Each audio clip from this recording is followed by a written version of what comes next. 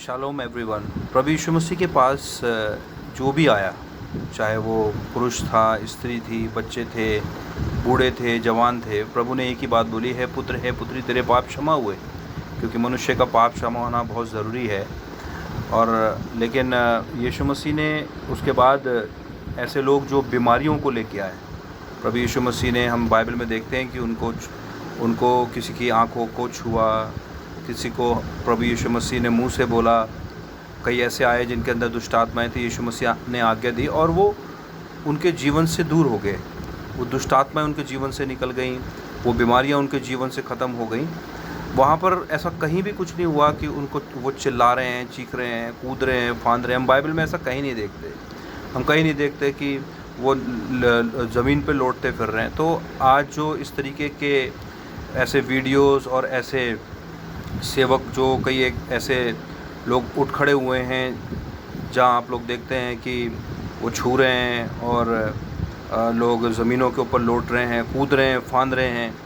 उनको ये नहीं पता कि उनके कपड़े कहाँ जा रहे हैं। तो ये सब कार्य मैं बताना चाहता हूँ। यीशु मसीह ने कहा था कि अंत के दिनों में झूठे भविष्यद्वक्ता उठ खड़े होंगे। तो झूठे भविष्यद्वक्ता क्या करेंगे? उनके पास उनके पास ऐसा कोई मैसेज नहीं है कि कैसे वो पाप से छुटकारा पाएँ। यीशु की बात वो नहीं करते, यीशु का सच्चा संदेश वो नहीं देते। बस खाली इन्हीं सब चीज़ों के ऊपर जोर है। तो परमेश्वर का कार्य तो सामर्थ का कार्य है, अद्भुत कार्य है। लेकिन मैं बताना चाहता हूँ कि जो कुछ भी हमें देखने में आ रहा है आज, इस तरीके की जो चीज़ें चल रही हैं मसीहत के अंदर, तो मसीहों को, क्रिश्चियंस को बहुत सावधान होने की ज़रूरत है। वचन पढ़ना है, क्योंकि हम लोग तब फंस जाते हैं इन सब बातों में जब हम परमेश्वर का वचन नहीं पढ़ते। वचन का ज्ञान ही हमें वो शैतान के ट्रैप से बचाएगा। आज क्योंकि यीशु कह चुके हैं, प्रभु ने कहा था कि अंत के दिनों में झूठे भविष्यद्वक्ता खड़े हो जाएंगे। लोग कहेंगे कि मसीह वहाँ है, मसीह यहाँ है, तुम वहाँ मत चले जाना। तो शैतान की ये जो ट्रिक है, ये सब पॉलिसीज़ हैं जो, ताकि हम जो मुख्य जो परमेश्वर के वचन की जो सच्चाई है उससे हम भटक जाएं। और इस तरीके से वो अपनी योजनाओं को, अपनी चालों को वो चल रहा है। तो we have to be very very careful. और प्रभु का अनुग्रह हमारे लिए हर जगह है। आप जहाँ भी हैं वहाँ प्रभु से प्रार्थना कर सकते हैं। अगर आप बीमार हैं तो आप प्रभु को पुकार सकते हैं। बाइबल कहती है, जो कोई यीशु के नाम पर विश्वास करेगा वह नाश नहीं होगा परंतु अनंत जीवन पाएगा। कहीं जाने की ज़रूरत हमें नहीं है। हम जहाँ हैं वहाँ हम खड़े होकर प्रभु को पुकार सकते हैं।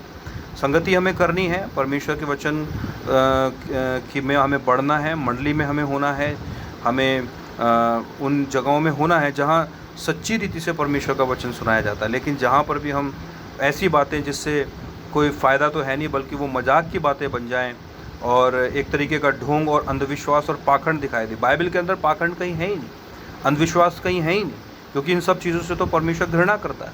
तो हम लोग इस बात को लेकर सावधान रहें और प्रभु आशीष दे और परमेश्वर का अनुग्रह उसके लोगों पे, हम सब पे, अब से लेकर आप सब पे, अब से लेकर हमेशा तक हो।